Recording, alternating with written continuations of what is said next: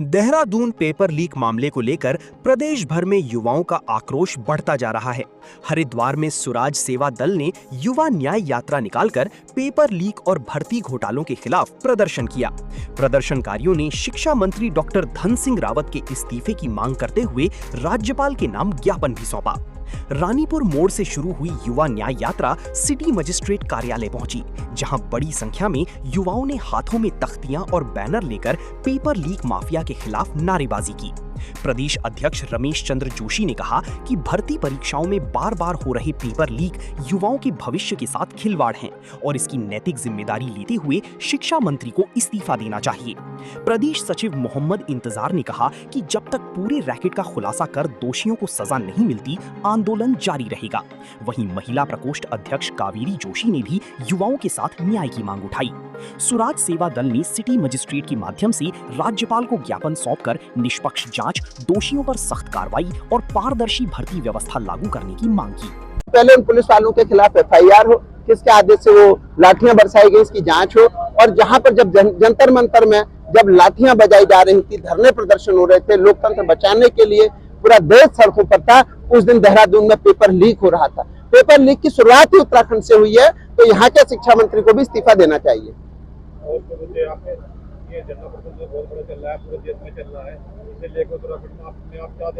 देखिए, उत्तराखंड निश्चित तौर से जनता बदलाव चाहती है।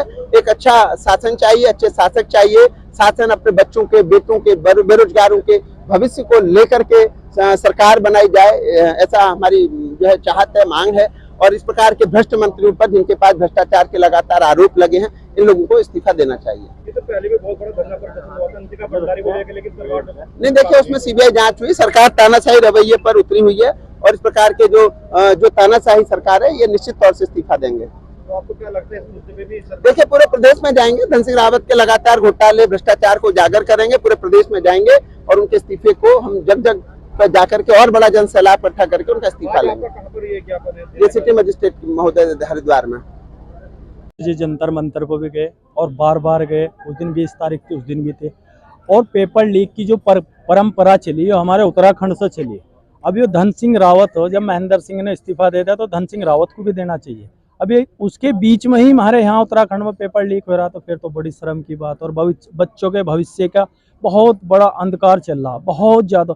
कोई माँ बाप जमीन बेच रहा, कोई कर्ज ले रहा, कोई कृषि कार्ड बना रहा, जब अपने बच्चों को पढ़ा रहा और फिर बच्चों की नीट परीक्षा फेल हो रही, तो माँ बापों के क्या बीत रही होगा। कितने बच्चे खुदकुशी कर रहे हैं। सरकार को ये मामला संगीन में लेना चाहिए और जो भ्रष्ट हो उसका इलाज करना चाहिए और उसको जेल के अंदर डालना चाहिए।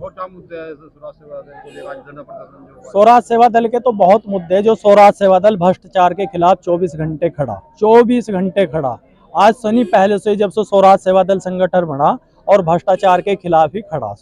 दल के जो प्रदेश अध्यक्ष हैं रमेश जोशी जी, उनके द्वारा माननीय प्रधानमंत्री जी भारत सरकार को संबोधित करके ज्ञापन जो है वो आज प्रगट किया गया है।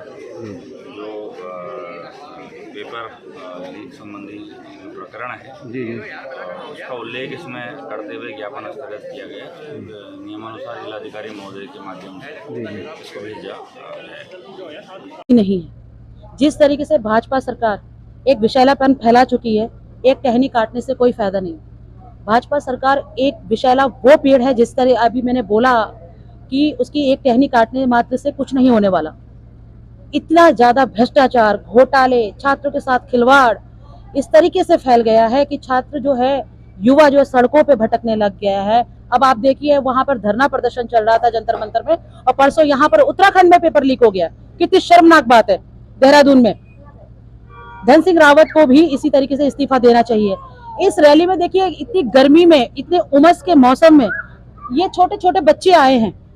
आप देख सकते हैं छोटे छोटे बच्चे क्यों लेके आइए, एक छोटी सी बच्ची को इनकी माँ क्यों लेके आई है, ताकि ये आने वाले टाइम में कहने का, माँ आप इस भीड़ का हिस्सा नहीं बनी क्या, आपने मेरे लिए लड़ाई नहीं लड़ी, ताकि ये बोल पाए कि हाँ मेरी माँ ने भी इस टॉपिक पे बात करी थी और वो इस भीड़ का भी हिस्सा नहीं, इस आंदोलन में शामिल हुई थी।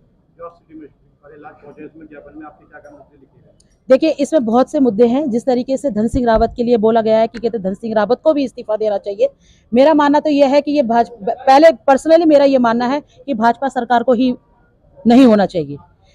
इस प्रदेश को, इस देश को एक नई सरकार की जरूरत है जो लोगों का दुख समझे और युवाओं का दुख समझे। क्योंकि देखिए, शिक्षा के क्षेत्र में आप इतने सारे मुद्दे ले लीजिए, जिस तरीके से शिक्षा के क्षेत्र में लोग सुसाइड कर रहे हैं, बच्चे सुसाइड कर रहे हैं, पेपर लीक हो रहे हैं, वो इतने साल मेहनत करते हैं, माँ बाप लोन लेके पढ़ाई कराते हैं, उसके बाद कहते हैं पेपर लीक हो गया। क्या होगा उनके सपनों का? आप तो पेपर लीक करके ऐसे लोग के हाथ में पकड़ा देते हो जिसका कोई भविष्य नहीं, ऐसे नकली डॉक्टर, नकली इंजीनियर बना देते हैं जिसके छांव में हम छत्र छाया में रहेंगे तो क्या ही भविष्य होगा और क्या इस देश का हाल होगा। इतना धरना प्रदर्शन करने के बाद